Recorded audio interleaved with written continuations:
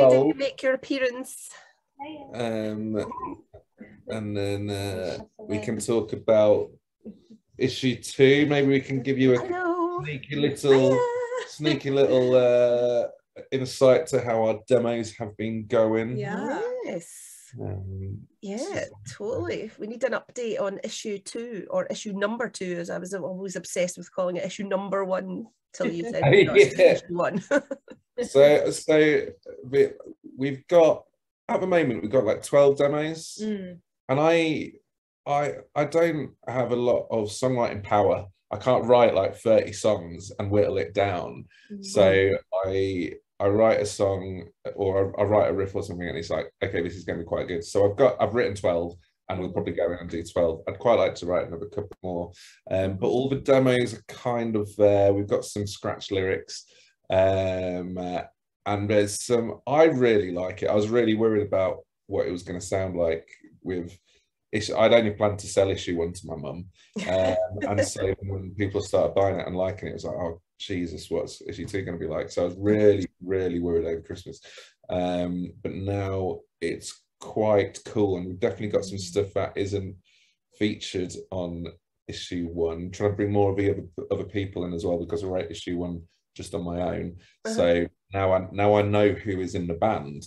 I can kind of write parts for them. Would you like to give a bit of an insight into one of the demos you've been helping with? Oh yeah, so I discovered a new talent last weekend, Judy. I can rap, apparently. So Nick messaged me and he was like, I need you to lay down a rap for one of the demos. And I went, have you heard me speak? I'm probably the most well-spoken people. And he was like, it's fine. And then what was funny is Nick would give me instructions and I would say, I've got this. And I would do sort of the opposite of what you told me. But it kind of came out, okay, my inner Kanye West. Yeah. And it's because Channel and Eminem. Very much so. It's obviously really hard to get people around to like demo when there's so many people and live all over the country. So it tends to be, Heidi tends to demo all the girl parts, even though it's going to be someone else singing most of them on the record. But because we got 3, in effect, we've got 3 girl voices in the band, and tonally they're all very different. So there is a song which we might even play it at next month at our warm-up show, which will be the first track off the album. And actually Heidi was demoing the vocals, and actually that sort of well-spoken, clear tones actually suits that particular track. Then we've got Hannah, who's one of the actual backing vocalists in the band, who if you buy her enough drinks, she just turns into this East End gangster grime rapper. So if anything, we're gonna have to turn down the gangster in here to make that work. So yeah, so there's definitely going to be a little bit of rapping on the video, on the album. We've got quite an exciting. Do you want to go and get those gloves? Yes. Right. So, of course. So you just chuck them over. So this is the first prop that we've got for our video that we're shooting next month. So yeah, there's cricket gloves, but they're not going to be cricket gloves when we're finished with them. But I can tell you a bit about the song and the video. The song's so good. I still need to, it's about 4 minutes long. The last 3 minutes are done. We're going to kind of rejig the first minute. The video we're shooting in kind of a UFO and a jet, and it's all about this guy who gets lost in space and is kind of searching for stuff. I don't want to give too much away, but the guy who's actually playing the lead role, it's a completely narrative video. There's no lip syncing. You're not going to see yourself in it. I don't know if you've ever seen The Joker with how do you pronounce his name? Joaquin Phoenix. Yeah. Did you watch that? Yes, I did. It was very impressive, wasn't it? So I don't know if you remember seeing a dwarf, an English dwarf in it. He gets pulled up and plonked on a coat rail at some point. He's so funny. The amount of people I'd say this to who have seen the film and they can't remember it, but it's a really key character. Yeah, and it's really I know funny. the bit you're talking about now. It's in his like flat, isn't it? Yeah, exactly. I remember the scene. And he sees the guy get killed as well. And yes. so that's a guy called Lee Gill. He was also in Game of Thrones as well. He's on Celebrity Juice all the time with Keith Lemon. He's our star in actor. So we've got Lee Gill, who goes off into space searching for something that he'd always thought he'd wanted, and we haven't even decided how we're going to finish this. So one of the reasons Heidi's here and Joe's coming around is because we need to start finalising this stuff, because we go to very far Wales in about 3 weeks for a couple of days to shoot this video. So did you find that? Because did you not put that on Facebook of like, does anybody have like a spaceship? Or, I did.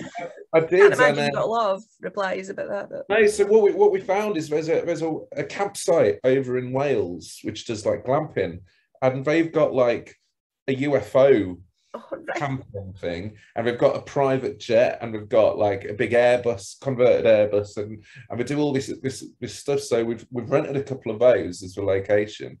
And we're all going to go down. I think 5 of us who are going to go down, and then we'll kind of see what we come up with. It's going to be, we're going to have a loose script, and we've got a load of props that we have to. Yeah, I mean, it sounds as nuts as it actually is, but it could be really cool. And because of issue 1, we've got to like try and push the boat out even further. So we've got this guy who is a friend from years and years and years ago. It's not like we just contacted him because he was in the Joker. He's a friend of Joe's largely, and I met him back in, I don't know, 2008, I think, at Guildfest. So we know him from the scene. But so that'll be really cool. So we've got a video that we're doing next week. We're also doing this free gig. We've just announced a couple of support acts, New Generation Superstars and Borderline Toxic. We're doing that on May the 20th as a warm-up for Call of the Wild Festival the next day, where we get a pyrotechnician as well. So we're going to have pyros, another live box ticked. I was going to say, I remember you going on about the pyro thing for the last the TerraVision gig, I think, wasn't it? Yeah, so yeah. Finally get to live your dream. Trying to do a proper one. We've also announced that we're doing Butlins with the Status Quo fan club, which is going to be really cool, actually. There's about 10 Status Quo tribute bands and then us, which will be really cool as well. And then yeah, in a few weeks, God, it's such a busy May. We're all meeting up again on the 14th, and we're going to start playing through some of the issue 2 stuff and see where that takes us. So it's really good, because it's been really frustrating since the last Wildheart show we did, because all of a sudden you work really hard for a year building up all this momentum, and it just stops overnight. Yeah. And we didn't have any kind of more content to put up, and I was busy trying to write songs, so I couldn't do other things. But now it's getting to the point now, okay, right, we can start actually telling people about stuff. And then we've got the live album that's going to come out in the summer as well. So we're just waiting for the final bit of production on that for the mastering. So what kind of dates are we sort of talking then? When do we think issue 2 is going to drop? So I'm supposed to release it by next February. Right. I say supposed to because contractually, you know, we signed to AMF Publishing, and you're supposed to do 2 albums in that 2-year period. But I'm sure he'd rather wait for us to get something perfect out. But I really want to be putting singles out by this year, which means really it all has to be finished this year. So I don't think it won't be too different from next Easter, but we'll have a big 8-month PR campaign. You'll start seeing videos and hearing songs off it through the year. And I can't wait, because there's actually some really banging stuff on it. Great. Can't wait either. Is it going to be, are you still going to kind of go with the same sort of artwork? What are you going to kind of, or have you any clue about that yet? Yeah, so I spoke to Luke a few months ago about it, and the way we did the artwork before is I kind of drip fed requirements into him, like very loose requirements. Like it was like, right, I need a front cover and I need an inside, and I need this and that, and it was kind of done quite in stages. And so what we said this time is, you know what, rather than doing it like this, here's the budget, do whatever you want. Like, if you want it to be a 4-page booklet inside, if you don't want any booklet and you want to pour tons of hours into actually the record itself, if we go printed mailers even, so it's turning up in the post, the only thing with that is you're a bit worried about people stealing stuff if it looks that good. So yeah, so actually I don't know what it's going to be, because it's going to be down to Luke. It's completely up to him. And I find that so important. It's like when people go and have tattoos, for instance, it's like, what are you good at? What can you make look good? Rather than me giving some kind of lines to stay within, you know? Yeah. So it's like you go nuts. Like if the stuff he posts at the moment is just amazing. So yeah, leave it to him. Am I being really stupid? Is it Luke Botterill? No. Oh, right. No, it's a guy called Luke Maddox. So I went to primary school with him, I think. I mean, I definitely went to secondary school with him. I think we went to primary. I remember a first day of secondary school in year 7, we were sat next to each other, and he'd done this doodle on a sketch pad, and I bought it off him for 50p. I wish I still had that doodle. And then I didn't talk to him for like 20 years after we left. But was it that bad? No, not uni. After we left school, at like say 18, 20 years went past, and I don't think I ever spoke to him. But we were friends on Instagram or Facebook. And then when we were putting it together, it's like, I know this one guy just does incredible stuff. So we reached out to him, and back then we didn't have any idea about the imagery. So I'd actually gone, if you look at our old logo, it was very kind of rambling man, and the whole thing of the Middlenight Men was going to be, it's like these kind of highwaymen almost. So I gave him this idea, and he came back with some really cool sketches. We'll have to release them sometime of what it could have been. And then it just wasn't quite sitting right. I mean, his drawings were impeccable, even his sketches, but it wasn't kind of ticking the boxes for how we wanted it to make us feel. And then it was I can't remember, it might be a show or something, someone said about superheroes. And then I'd seen, like, he does superheroes, you know, he draws that sort of stuff. It was like, oh, I can make this look amazing. And then, as you can see from behind you, it was so cool. Yeah, I mean, I think it's attention to detail that I've wallpapered that all up. No, I haven't, of course. I have to do that, because otherwise you see that I'm sitting in like a midden of clothes and stuff strewn everywhere. So yeah, it's all good. The kind of the one-off pieces of art that he did, and I think, maybe I've got this wrong, you literally gave Luke everyone's Instagrams, and then he kind of came back with all these images, and it was just like, yeah, that's amazing that you've just captured everyone's characters and these cool little sketches. Yeah, it was the same process for the album cover. So I actually sent him a Word document. I'd taken a couple of photos of everyone's Facebook, and I'd given it, and I pasted the link to the profiles as well. And then for that one, it was like, can you also stick in a few of our, you know, inspirations in there? So Ginger's in there, Freddie Mercury, Meatloaf, and can you make it look like it's outside Camden, outside the underworld? And like with everything, I'll have something in my mind which I think just looks so cool, and I struggle to get it down on paper a little bit, and so I kind of step back, and it's like, look, these are the people, this is the idea, and everything he's ever done is so much better than I can even picture it in my mind. So yeah, that was really cool. Magic. God, there's so many exciting things happening. I know, right? Busy. Like Ed's birthday, so we should say happy birthday to we him. Need to do that now. I'm going to record this on my phone as well, so that if I don't have I don't have to edit it all, I can just ping it up maybe. Is there anything you want us to say? I mean, don't say too many nice things to him. Do you know, you don't want the boy to be getting carried away or anything. You know, he's already getting a message from CJ and a message from random John Poole. So I think he's doing pretty well. And I'm so excited because I want to tell him, but then I'm like, no, because you have to keep it secret. So, but yeah, it's John Poole. I have to tell you because it's hilarious. He was on, he's obviously, whenever he was rehearsing with the guys the other day. He was in his mum's house and he was in his old bedroom, and he's sitting messaging me from like his mum's house being like, this is so bizarre, this is like my teenage bedroom. And I was like, probably a lot of things that I'm thinking now I don't want to be thinking about with you in your teenage bedroom. But anyway, but no, just anything that you'd like to say to Edward, that would be lovely. He's 33, so he's getting a bit old. I might need to trade him in shortly, but okay, first. let me just get this. Happy birthday. Do you want to shout it with me? Yeah. Right, I'm gonna press record. Go. Happy birthday, Edward. I hope you have a wonderful day. I've heard you've got some really exciting people wishing you happy birthday, so you'll just have to pretend like this is the most exciting one, and I'll let you buy me a drink next time we see each other. Happy birthday. Oh, magic. That's brilliant.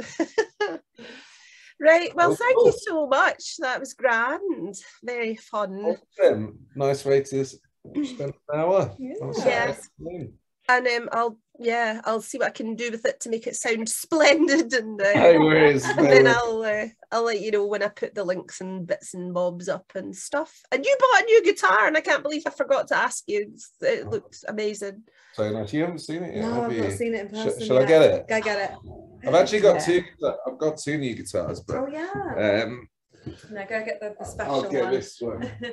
I've only seen a picture of it, and I was like, oh, it's like the definition of a Middlenight Men guitar. Oh, That's like, it's like a real superhero axe. Really big, and it's massive.